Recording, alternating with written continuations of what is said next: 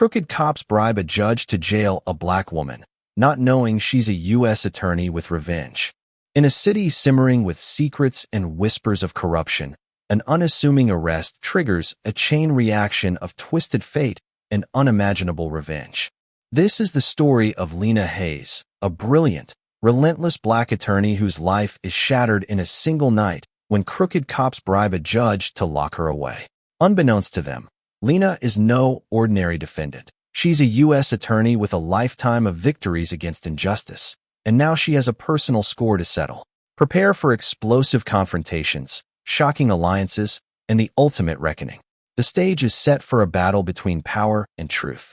Lena Hayes was no stranger to the complexities of the American justice system. She had lived its triumphs and failures, studied every nuance of precedent and statute. As a lead attorney in the U.S. Attorney's Office for the Northern District of Illinois, her reputation for taking down criminal organizations with lethal precision preceded her. Yet, she never thought she would find herself in the center of a plot so convoluted and personal. Born and raised on the south side of Chicago, Lena had climbed an arduous ladder. She excelled in high school, pushed by her father, a civil rights activist who taught her how systemic injustices often thrived in plain sight. Graduating top of her class from Howard University, then moving on to Harvard Law School, Lena blazed through every barrier in front of her. She took her place in the Justice Department, determined to be a spearhead against political corruption and police misconduct. Her office was a modest corner in the Dirksen Federal Courthouse, a place Lena had always viewed with reverence. The marble corridors and towering pillars symbolized the lofty ideals of fairness and equality under the law. Even so, she knew better than to believe the building's grandeur inherently equaled moral righteousness. Corruption could exist anywhere, festering within individuals who took an oath they never intended to honor. Late one Tuesday evening, Lena stayed behind after most of her colleagues left. The overhead fluorescent lights buzzed softly, matching her own hum of excitement as she pored over a complex case file. She had been building a sweeping investigation into allegations of police corruption in one of Chicago's most historically troubled precincts. Officers from the 51st Precinct stood accused of narcotics theft, brutality, and even the disappearance of key evidence in ongoing cases. Rumors suggested the precinct was also involved in something bigger, a tight-knit circle of higher-ups funneling confiscated drugs back into the streets for profit. Lena smelled a conspiracy, and she was determined to uncover its every layer. Yet that night, Lena's instincts warned her something was off. The elevator's ding startled her, echoing unnaturally in the deserted hallway. She glanced at the clock, just past midnight. Another staffer? Security? Or perhaps someone who knew she was looking too hard into the wrong places. It was only a fleeting thought before she refocused on the file. Nothing felt immediately threatening. She scribbled a few more notes, highlighted a few lines of testimony that needed follow-up. This case was going to be her magnum opus, exposing an entire network of crooked officers. If she succeeded, she would not only deliver justice to many victims, but potentially reshape the very culture of law enforcement in Chicago. If she failed, well, she couldn't afford to fail. Just as she packed up to leave, Lena's phone vibrated. A text from her father flashed on the screen. "Be careful, Lena. I'm proud of you." It was almost as if he sensed the storm before she did. Lena smiled and replied, "I will. Love you." Little did she know, by the time dawn broke, her world would be turned upside down. Early the next morning, Lena pulled into a parking garage near Cook County Jail. She had a meeting scheduled with a confidential informant who claimed to have first-hand knowledge of bribes paid to police officers. The informant also hinted at involvement by a higher authority, a link Lena was determined to substantiate. If the allegations proved true, it would validate Lena's suspicions that the corruption reached more than just a few rogue officers. It could implicate high-ranking officials, possibly even a judge. On her way in, Lena's phone buzzed. Her colleague, Assistant U.S. Attorney Nico Garcia, was calling with an urgent tone. "Lena, I've been trying to get a hold of you." "Where are you?" he asked, voice crackled through. "I'm about to meet a source near Cook County Jail." "You sound tense, Nico. What's going on?" "You need to watch your back. I've heard chatter about you from some associates at the courthouse. Something about new charges filed, but they wouldn't say more." Lena frowned, her heart beating faster. "Charges against who?" "I don't know yet. But Lena, be cautious." She ended the call, feeling unsettled. Lena was aware that when you got close to exposing corruption, those threatened could turn dangerous. Still, she pressed on. The informant was waiting in a small coffee shop across from the jail. Lena entered to find a man in a tattered hoodie nursing a cup of black coffee. She recognized him from their last clandestine meeting, Jamal Thomas, a small-time drug runner turned whistleblower. Jamal's eyes darted around the cafe, paranoia etched in every line of his face. "You gotta help me. They know I'm talking," he whispered as Lena sat down. "Calm down, Jamal. Just tell me what you have." He slid a sealed envelope across the table. "Records, receipts, phone logs. Enough to show certain people are getting paid off to lose evidence. You do the math." Lena's pulse quickened. If these documents were as damning as Jamal claimed, she had a direct link to implicate not just officers, but possibly even a judge. She carefully placed the envelope into her bag, making sure not to let curiosity overtake caution. "Good job," she said, trying to keep her voice steady. "I'll make sure you're protected." Before she could stand, however, two uniformed officers walked in. Lena instinctively recognized them from the precinct she was investigating. Their stern expressions locked onto her table. She wanted to believe it was a coincidence, but deep down, she knew better. "Lena Hayes?" one of the officers asked. "Yes, officer," Lena responded, keeping her composure. "You're under arrest. We have a warrant for your detention. Please stand up and place your hands where we can see them." Stunned, Lena looked at the officer's outstretched handcuffs.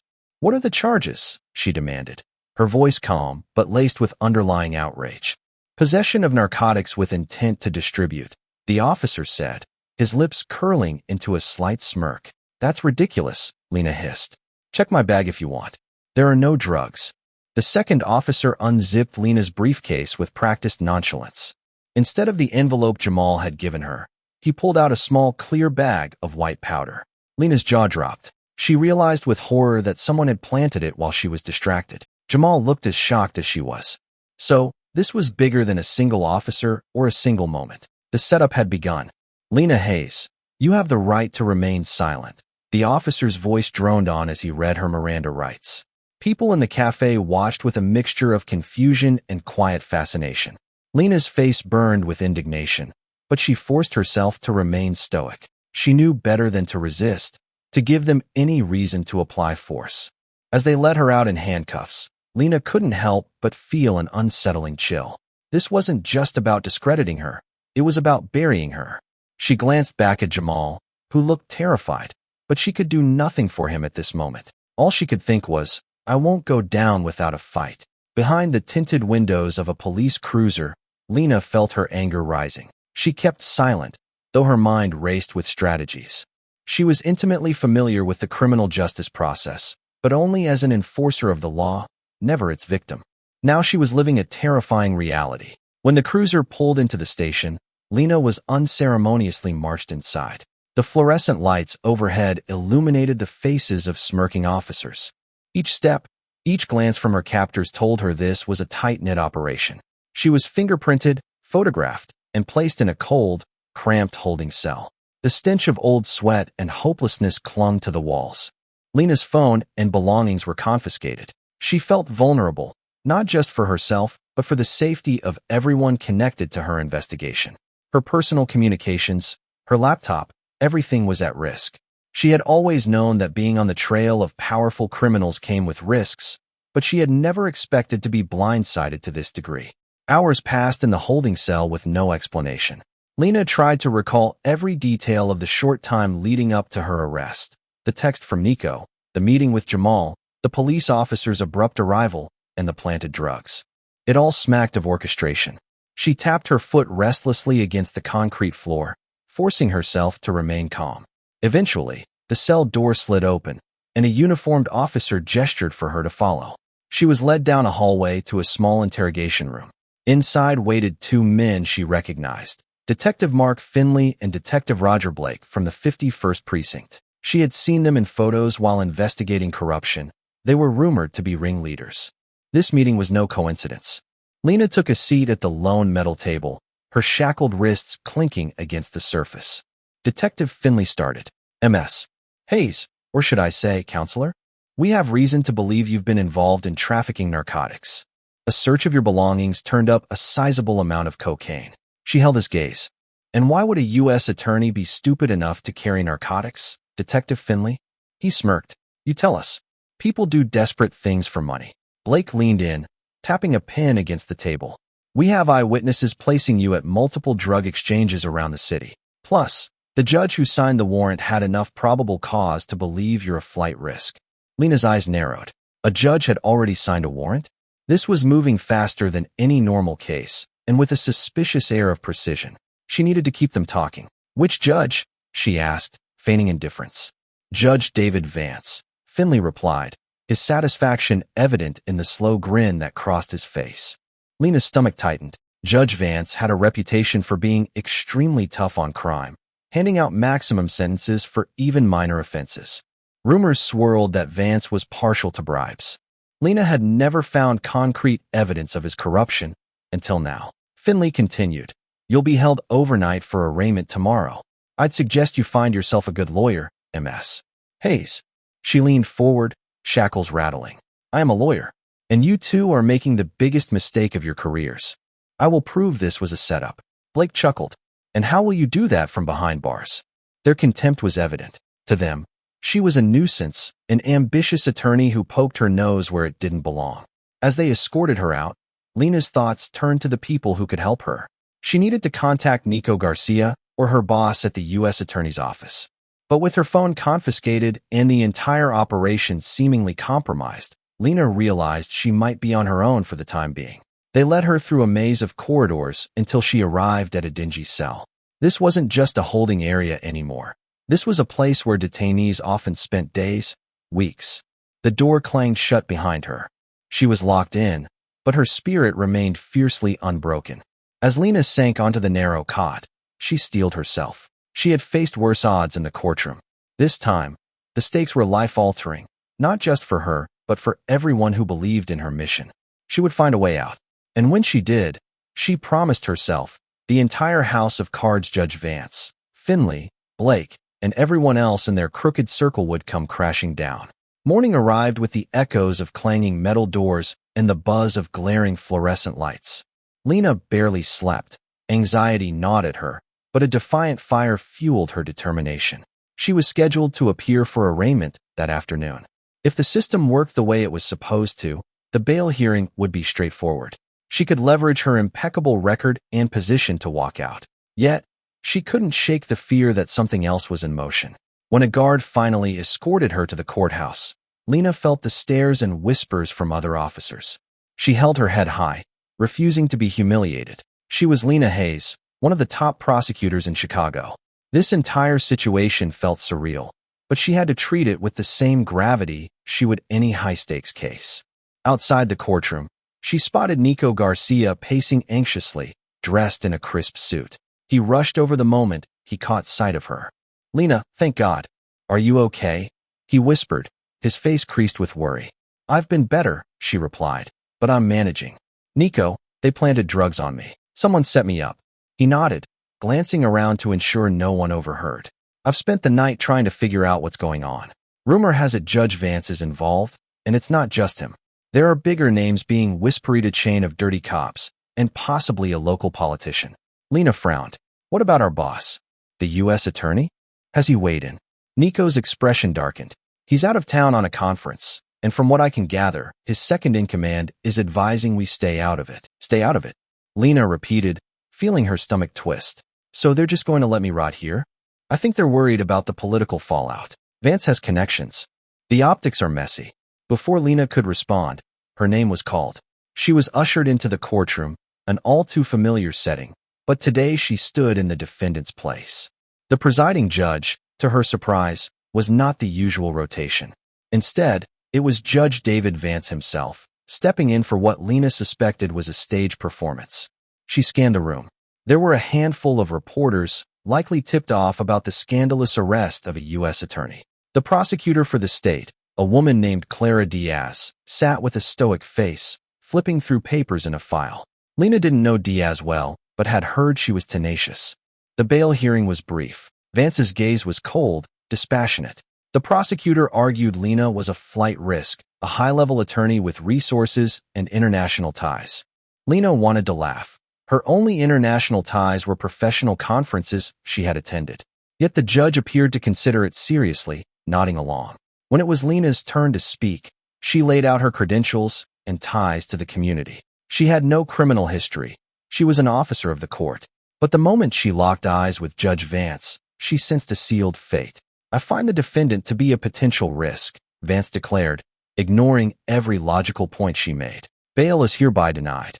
The defendant will remain in custody until trial." Shock rippled through the courtroom. Nico stood up, outraged. Lena tried to maintain composure. Her mind reeled. Denial of bail in a first-time, nonviolent drug charge was practically unheard of, especially with her stature. This was a blatant abuse of judicial power. But that was the point, wasn't it? Vance was sending a message. Lena Hayes was not above his reach. As she was led away in handcuffs, Lena heard murmurs from the gallery. She caught a glimpse of Detective Finley standing near the door, wearing a smug smile. She realized then that their plan was far more elaborate than she'd initially thought. They had bribed a judge, manipulated evidence, and orchestrated her fall from grace in the public eye. They expected her to capitulate, to accept a plea, or to wither away in jail. But they'd made one critical mistake. They had underestimated Lena Hayes' resolve. If her superiors wouldn't help, she'd find another way. She'd fight them from inside the system they thought they controlled. And when she was done, Vance, Finley, Blake, every last one, would pay the price. Once Lena was transferred to a detention center, she confronted a grim new reality. Stripped of her professional attire and forced to wear an orange jumpsuit, she felt like a stranger in her own skin. The guards relished every moment of this role reversal, an esteemed U.S. attorney locked behind bars. Whispers trailed her every step. Some inmates recognized her from high-profile cases. Others eyed her with suspicion, uncertain whether she was friend or foe. In a place where trust was currency, Lena had none. Yet, Lena was not one to sink into despair. Within hours of her arrival, she tapped into her well-honed instincts, sizing up the environment as if it were a new case to crack. She noticed which guards were indifferent, which ones seemed overly invested in humiliating her, and which inmates had influence. From her years of courtroom battles, she recognized that alliances could emerge in the unlikeliest of places. While awaiting her turn at the mess hall, she felt a slight tug on her sleeve. It was a timid voice from behind. A young woman with tear-stained eyes and a shaky smile said, "Hey, Lena Hayes? Is that really you?" Lena turned, curious. "Yes. They said you were a U.S. attorney," the woman whispered. "I'm Maria. I used to watch your cases on TV. You got my brother's killer put away for life." Her voice shook with gratitude. "He was a gang member, and no one else cared. But you fought for us." Lena felt an unexpected warmth. Even in this dire situation, she found a spark of humanity. "I'm sorry you lost your brother," she said quietly. "I hope that case gave your family some closure." Maria nodded, tears welling in her eyes. "If there's anything you need, I want to help."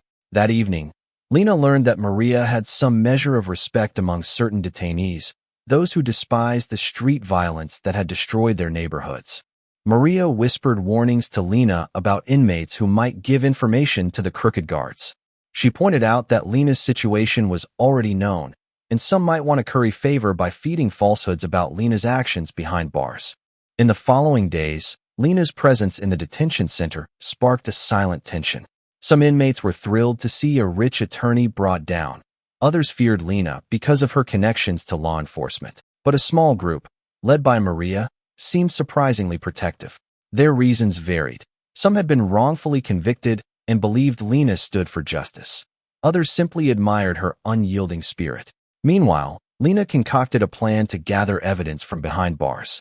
She needed to reach out to Nico, to Jamal, or anyone who could help. Correctional facility phones were monitored.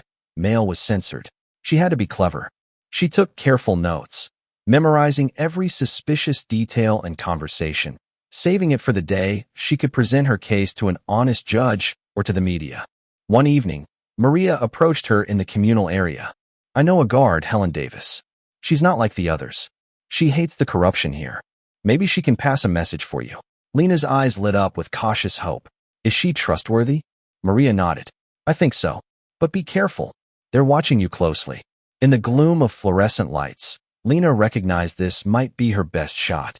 If she could smuggle a letter or arrange a covert phone call, she could coordinate with Nico to uncover the evidence she needed to expose Vance and the crooked cops. She was treading on dangerous ground. If the guard turned out to be compromised, Lena's situation would only worsen. Still, Lena reminded herself of one truth. She hadn't spent years dismantling conspiracies just to crumble under pressure now. She was Lena Hayes, a woman forged by adversity, driven by an unwavering commitment to justice. If these crooked cops and their bribe judge thought they'd caged her, they were dead wrong. Her fire still burned, and now, with potential allies in the shadows, she was one step closer to reclaiming her life and delivering the retribution they so richly deserved. Days blurred into a routine of head counts, meal lines, and the suffocating monotony of prison life. Despite the oppressive environment, Lena's mind remained as sharp as ever. She spent her time reviewing every angle of her predicament, mentally mapping out connections between the officers, Judge Vance, and the rumored higher-ups pulling the strings.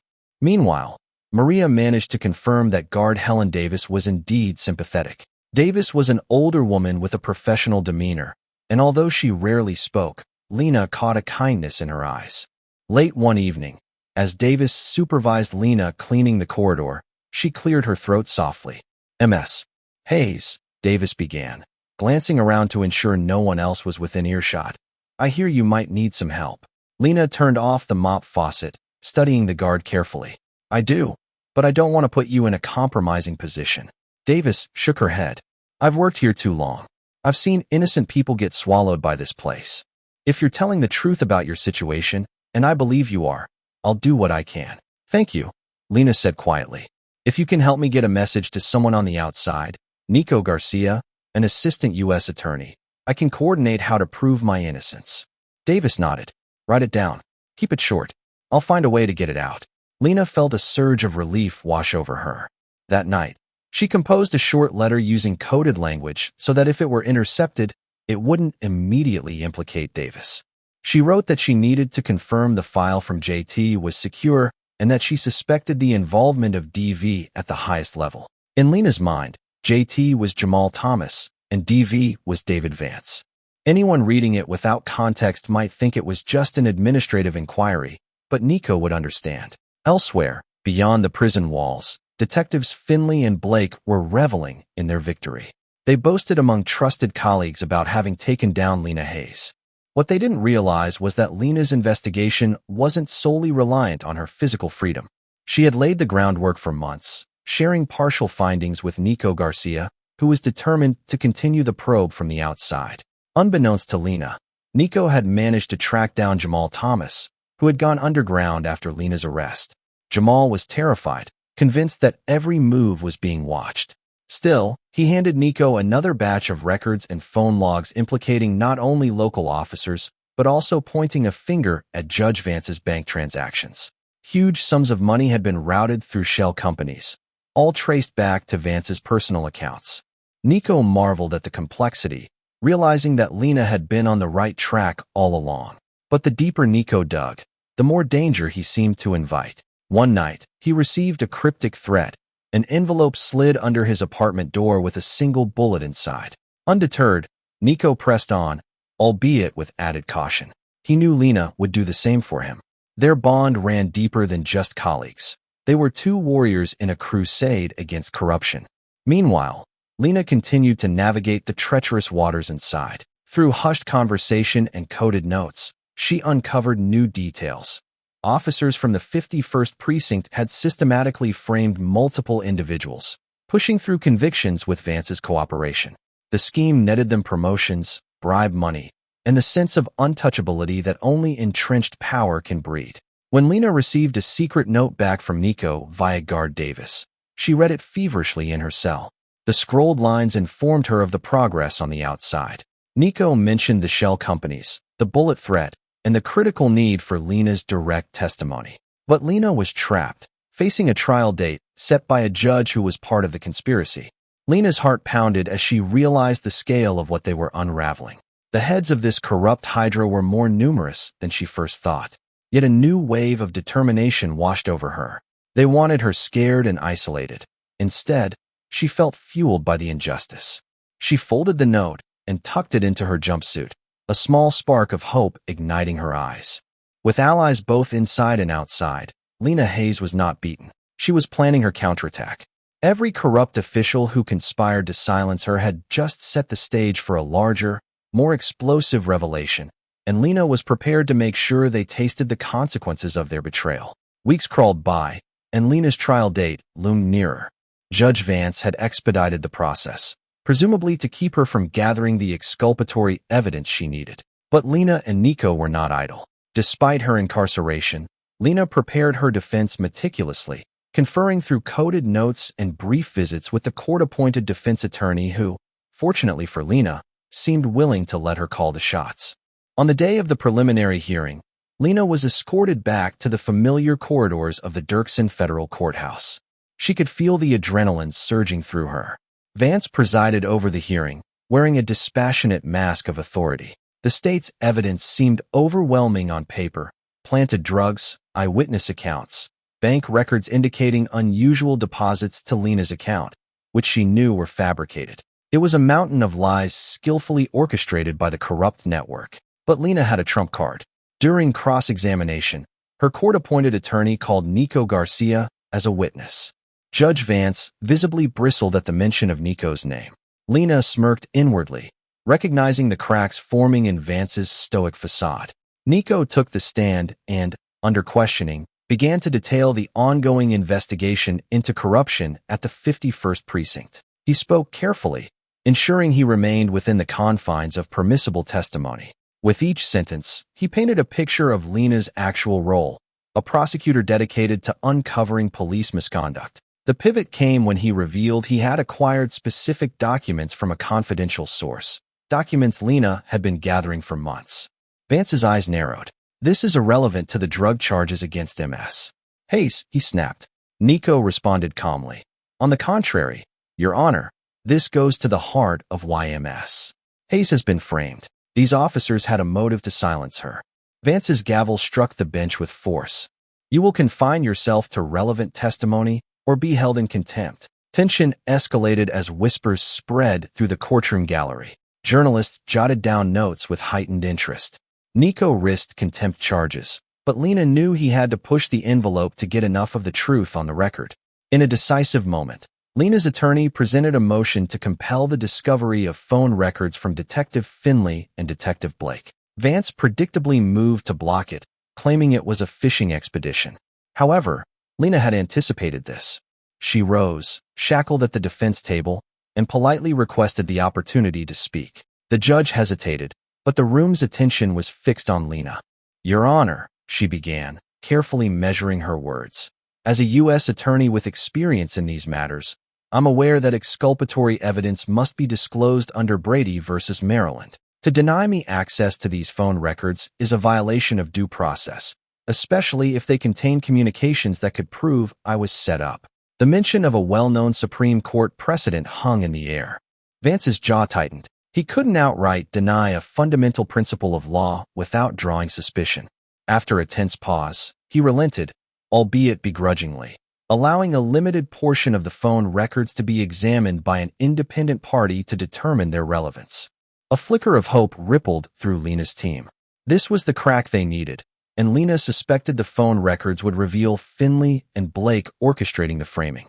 Vance tried to maintain control, but Lena's defiance was becoming evident to everyone in the courtroom. As the day concluded, Lena was led away, but not before she locked eyes with Vance. In his steely glare, she read anger and fear, a sure sign that the noose was tightening around his conspiracy. If Lena and Nico could keep exposing the truth, they might force the judiciary and the public to see how deep the corruption ran. Outside, reporters clamored for statements, smelling the scandal of a judge potentially colluding with dirty cops to imprison a federal attorney. A media circus was forming, and that public pressure might be exactly what Lena needed to tip the scales. In the holding area, Lena felt a surge of renewed vigor. The hearing had been a small victory, a pivotal step in turning the tide. She hadn't won her freedom yet, but she had won something just as valuable: momentum. And in a conflict defined by power plays and backroom deals, momentum was everything. Despite the glimmer of progress at the hearing, Lena's nights remained claustrophobic and uncertain within the detention center walls. One evening, she was roused from a fitful sleep by loud shouts echoing through the corridor. A scuffle was unfolding. By the time she reached the cell door, Maria was at the bars, craning her neck to see. Faintly, Lena caught a glimpse of two guards pinning someone to the ground. "What's going on?" Lena whispered. Maria shook her head, eyes wide. "Not sure. Rumors are that a snitch got cornered." Later, Lena discovered the snitch was rumored to have connections to the 51st Precinct. The exact circumstances were murky, but Lena's gut told her that Finley and Blake were tightening their grip, using fear tactics to prevent anyone from corroborating Lena's story. A chilling thought crossed her mind. They wouldn't hesitate to eliminate threats, and Lena was the biggest threat of all. As if to confirm her fears, a day later, Lena's cell was tossed. Guards claimed it was a routine search, but they ransacked every corner, flipping her mattress and scattering her few possessions. The coded notes from Nico were discovered and confiscated. Fortunately, Lena had memorized the crucial details. Still, the message was clear. She was being watched. Guard Davis, appearing more anxious than usual, whispered to Lena that tensions were escalating among staff. Some of the dirty guards were pressuring others to spy or even sabotage Lena. Davis feared that if Lena didn't gain her release soon, something worse could happen. Lena appreciated the warning, but realized she was walking a razor's edge. She needed to accelerate her plans. Meanwhile, outside, Nico Garcia was racing against time. He had enlisted the help of a forensic accountant to trace the flow of money to Vance's accounts.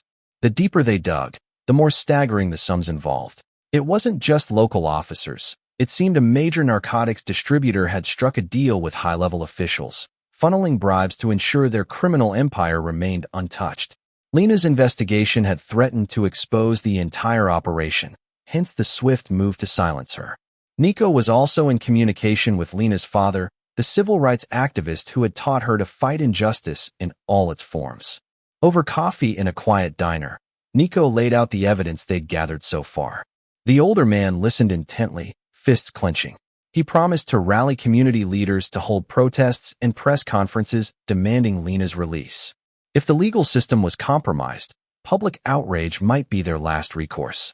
But Lena had one more ace up her sleeve. In her original files, she had stashed an audio recording from an internal affairs meeting where Detective Blake admitted to misconduct in a separate incident. That recording was sealed under a protective order, but Lena suspected a copy still resided on a secure server within the U.S. Attorney's office.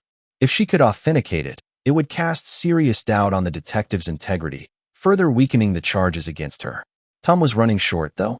The trial was set to begin in just over a week. Vance would do everything he could to expedite a conviction, ensuring Lena would remain behind bars while the real criminals continued to profit. Lena refused to let that happen. She wasn't simply fighting for her freedom. She was fighting to restore faith in a system that seemed dangerously broken.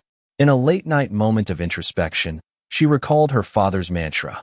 One person can't change the world alone, but they can inspire others to fight alongside them. Lena believed that with every fiber of her being. The more pressure they applied from inside and outside, the more likely the entire web of corruption would unravel.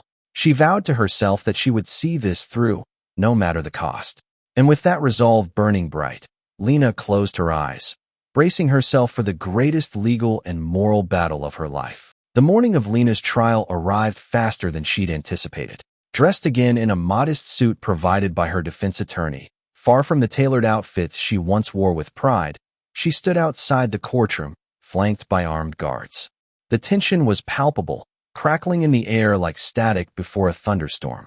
Spectators packed the gallery, including journalists, concerned citizens, and even a handful of Lena's fellow prosecutors who dared to show support in a personal capacity. Nico sat in the front row, nodding encouragingly when Lena caught his gaze.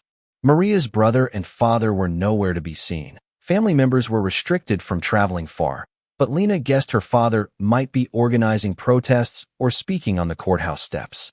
She took solace in imagining him out there, rallying for her cause. Judge Vance took the bench, his expression grim. The prosecution presented its opening statement, painting Lena as a clandestine participant in a drug ring. Lena's heart pounded with anger at the brazen lies. but she steadied herself. She knew the defense had its own arsenal to unveil. When Lena's attorney rose to present the defense's opening, the tension in the room swelled. He began by stating Lena's impeccable record of service, her deep ties to the community, and her well-documented history of prosecuting cases against corrupt officials. Then he pivoted to the heart of the matter. This case isn't about MS. Hayes trafficking drugs, Your Honor. It's about people in power who seek to silence her. A murmur rippled through the gallery, and Judge Vance's gavel thundered. Order, he barked. But the seed of doubt was planted, and Lena could see it germinating in the eyes of the jurors. Detectives Finley and Blake testified first, coolly recounting their version of events. They claimed they'd received multiple tips about Lena's involvement in narcotics trafficking and had followed standard procedure. Their practiced calm and feigned sincerity might have swayed an uninformed jury. However, Lena's attorney repeatedly challenged the authenticity of their evidence, especially the drugs found in Lena's bag, pointing out chain of custody irregularities. Finally, the moment arrived when the defense submitted the audio recording from the internal affairs meeting. It showed Detective Blake acknowledging prior misconduct, including the tampering of evidence in unrelated cases. The judge's face darkened. Vance, aware that this evidence was an unexpected wrench in the prosecution's case, tried to downplay it, but it was too damning. In a risky move, the defense called Lena herself to testify. She rose, approached the stand, and took her oath. She steadied her voice as she recounted her investigation into the 51st Precinct, detailing how she'd come across allegations of bribery and missing evidence. She then described the day of her arrest, pointing out every inconsistency in the officer's stories. MS. Hayes. The prosecutor's voice dripped with skepticism during cross-examination. Do you have any proof that Judge Vance was aware of or involved in these alleged acts of corruption? Lena paused, locking eyes with Vance. I received multiple confidential informant statements implicating a high-level official. Wire transfers to offshore accounts bear Judge Vance's signature. Those documents are still under review, but I'm confident they will reveal the truth. Vance's gavel slammed again, glaring at Lena as if warning her to tread carefully. Yet the damage was done. The insinuation of direct involvement by the presiding judge left a heavy silence in the courtroom. For the first time, Lena sensed the tide shifting. The prosecution looked rattled. Finley and Blake, seated behind them, exchanged anxious glances. By the end of the day's proceedings, Lena was escorted back to the holding area. Though physically restrained, she felt invigorated. The jury had heard enough to question the prosecution's narrative, and the next day of trial would bring even more revelations. Reports of the trial's explosive accusations spread outside, fueling a media frenzy. Protesters gathered, demanding transparency. Word trickled into Lena's cell that her father was at the forefront of these demonstrations, calling on the mayor and federal authorities to step in. All the while, Lena clung to a single thought. They tried to bury me, but they didn't realize I was a seed. The chain of corruption was close to snapping. Now it was only a matter of who would move first and how far they'd go to protect themselves. On the second day of trial, Lena awakened to urgent whispers in the detention facility. Maria slipped her a note through the bars before breakfast. They're scared. Finley and Blake are talking about a plan B. A cold shiver ran down Lena's spine. If these men felt cornered, they might resort to lethal solutions. She had to stay vigilant. That afternoon in court, Lena's defense attorney called a surprise witness, Jamal Thomas. Clad in plain clothes and visibly nervous, Jamal stepped onto the witness stand. Nico had convinced him that testifying was his best chance at both redemption and protection. Jamal explained how he had been involved in small-time narcotics distribution but turned informant when Finley and Blake attempted to strong-arm him. He recounted bribery, forced confessions, and planted evidence as routine tactics. Then he pivoted to the day Lena was arrested. They told me to show up at that cafe, he said, and just before MS. Hayes arrived, Detective Finley came over to our table. He said if I didn't cooperate, he'd pin multiple charges on me. Then he slipped a bag of cocaine into her briefcase. I saw it with my own eyes. Gasps echoed around the courtroom. The prosecutor attempted to discredit Jamal's testimony, highlighting his criminal past, but Lena's defense reminded the jury that his cooperation had led to the exposure of the very conspiracy Lena was investigating. The prosecution's case was unraveling, thread by thread. As the day wore on, Lena felt a stirring in the courtroom. Journalists typed feverishly on their laptops. Photographers snapped pictures. The tension crackled with every new detail revealed. Detectives Finley and Blake grew visibly agitated, shifting in their seats, whispering to their attorney. Judge Vance's clenched jaw betrayed his mounting frustration. He tried to maintain a facade of impartiality, but Lena sensed fear. Her words and the evidence from Jamal had cornered him like never before. Then came the bombshell. Nico Garcia stood, brandishing freshly obtained bank statements. "Your Honor, we've just received these documents, courtesy of a whistleblower at the Department of Treasury." He handed them to the clerk for distribution. These statements show multiple wire transfers from shell companies linked to known drug cartels into accounts controlled by Judge David Vance. The amounts total over $2 million in the past year alone. The entire courtroom froze. Vance paled, his hand shaking as he reviewed the papers. Before he could respond, the prosecutor stammered an objection, but it sounded half-hearted. The evidence was too damning to dismiss. Murmurs erupted among the jurors. Vance tried to compose himself, but the damage was done. Even the bailiff looked uncertain, torn between duty to the court and the realization that the judge might be a criminal. I need to review the admissibility," Vance managed, voice strained. Yet it was clear to everyone that the trial's course had changed irreversibly. In fact, the next moment brought an even greater shock. Federal marshals, apparently responding to new orders, entered the courtroom. Two of them approached the bench, and one spoke quietly to Vance. The judge's face went from pale to ashen as he realized the net had dropped on him. In a moment etched into courtroom legend, the lead marshal cleared his throat and announced, "Under direct orders from the U.S. Department of Justice, Judge David Vance, you are hereby placed under arrest for conspiracy, corruption, and obstruction of justice." Gasp after gasp echoed. Vance sputtered in indignation, but no one came to his defense. Finley and Blake sprang to their feet, only to be intercepted by more marshals. The two detectives were also handcuffed, their frantic shouts drowned by the crowd's uproar. For Lena, the scene unfurled in surreal clarity. The unthinkable had happened. The entire ring was collapsing right there, in the very courtroom they once controlled. Overwhelmed by relief and vindication, Lena locked eyes with Nico. He offered a small, triumphant nod. Justice, for once, had prevailed in dramatic fashion. As the chaos subsided, an interim judge took over proceedings. With Vance exposed and the detective's testimony declared invalid, the prosecution had no choice but to dismiss the charges against Lena.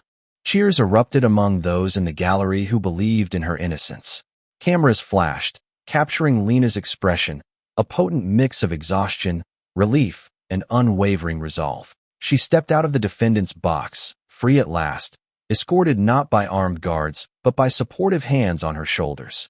Lena Hayes had weathered the storm, and now she was ready for the next phase, delivering the final blow of justice to every corrupt player who had tried to destroy her. In the days following the trial, the city of Chicago was awash with headlines. Corrupt judge taken down by imprisoned U.S. attorney, police bribery scandal exposed, and Lena Hayes freed, vows to continue fight. Journalists camped outside Lena's home, eager for statements. Public outcry soared to new heights, fueling demands for a top-to-bottom review of the justice system. Lena spent her first days of freedom meeting with federal investigators to ensure the thorough dismantling of the criminal network. Judge Vance faced federal charges, while Finley and Blake were booked for conspiracy, tampering with evidence, and perjury. Additional officers in the 51st Precinct were named in indictments, and a sweeping internal affairs probe threatened to topple anyone who dared collude with them. One evening, Lena met Nico and her father at a quiet cafe, away from prying cameras. The relief in the air was palpable as they sipped coffee and recounted how events had finally aligned in their favor.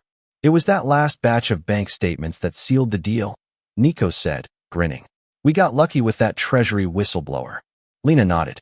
"Luck favors the prepared, as they say. Without your persistence, I'd still be rotting in a cell."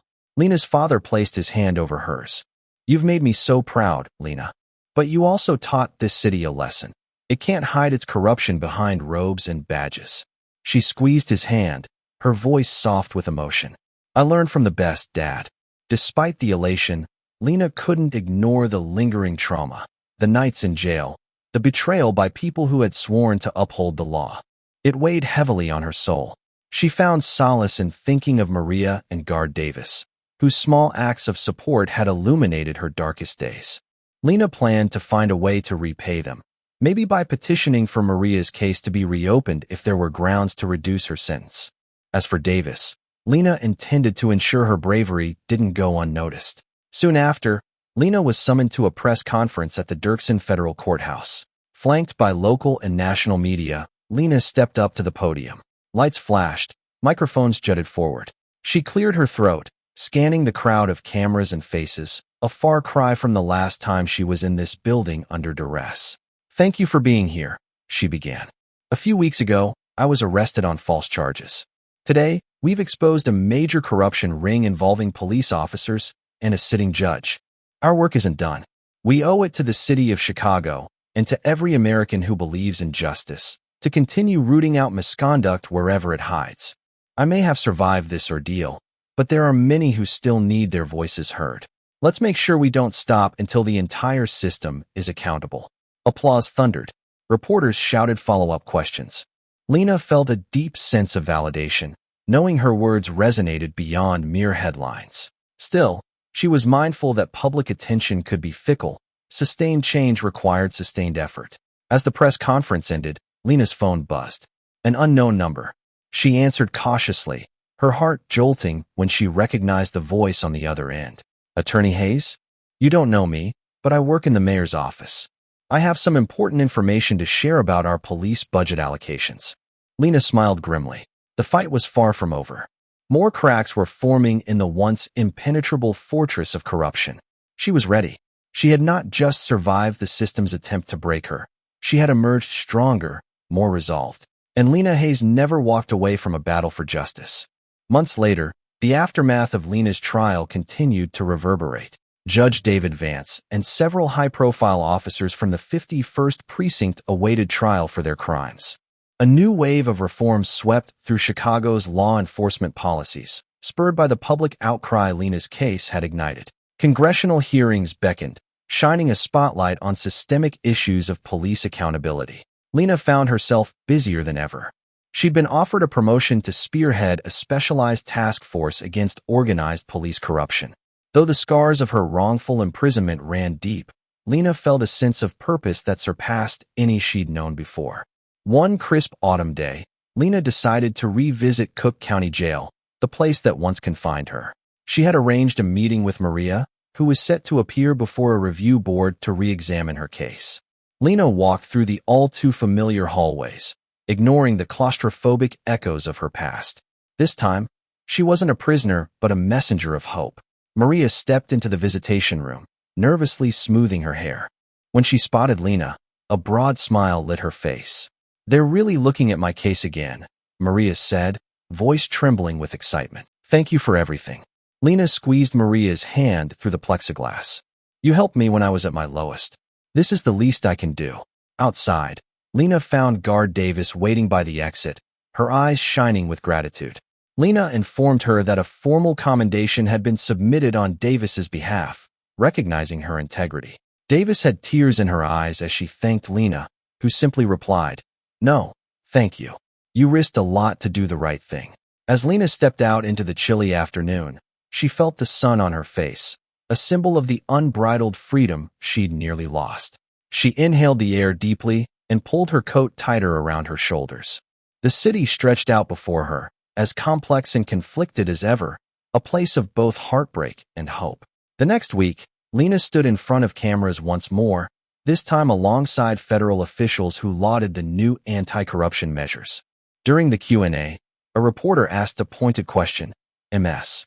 Hayes, having faced the dark side of the justice system firsthand, what advice would you give to those who feel betrayed or hopeless?" Lena paused, letting the weight of the question settle. Never underestimate your own power. The system might be flawed, but we, the people within it, lawyers, judges, officers, citizens, have the capacity to change it. My story is proof that even when you're isolated and targeted, truth can prevail if you keep pushing, keep shining a light on the darkness. Her words were broadcast across the nation, stirring conversations about the role of personal responsibility within institutional systems. From local coffee shops to the halls of Congress, people debated how best to prevent another case like Lena's. Some cynics doubted real change would come, but Lena's very presence, standing as a triumphant survivor, offered a powerful counterpoint. Sitting in her office late one night, Lena gazed at the files stacked on her desk. Her phone buzzed with a new tip about misconduct in another district. Outside, the city glowed under streetlights, the hum of traffic fading into the background. Lena took a deep breath and opened the file. She was Lena Hayes, a champion forged in the crucible of injustice, resolved to keep fighting until the scales of justice were balanced. And there you have it, the story of how Lena Hayes, a brilliant and relentless U.S. attorney, was wrongfully imprisoned by crooked cops and a corrupted judge, only to rise, expose their crimes, and ignite a movement for true justice. From her harrowing days in jail to the fiery confrontations in the courtroom, Lena's unbreakable spirit shone through, proving that truth can prevail against the might of corruption when courage meets conviction. If this riveting tale kept you on the edge of your seat, don't forget to like, share, and subscribe to our channel. By doing so, you'll help spread awareness of critical issues in our justice system, empowering more people to demand fairness and accountability. Stay tuned for more powerful stories that remind us all, no matter the darkness, a single spark of truth can light the way for us all.